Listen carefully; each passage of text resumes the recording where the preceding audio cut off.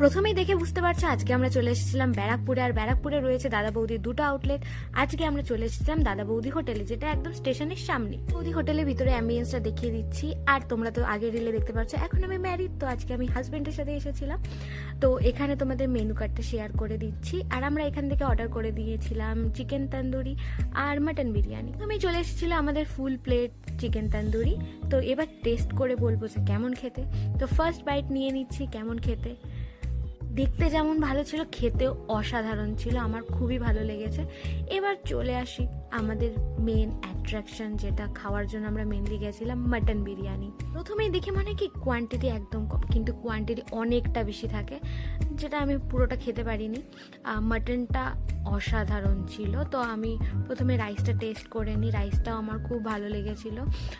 বেশি মশলাদার না, হালকার মধ্যে বেস্ট লেগেছিল। আর মাটনটাও খুবই জুসি ছিল আর খুবই ভালো লেগেছে।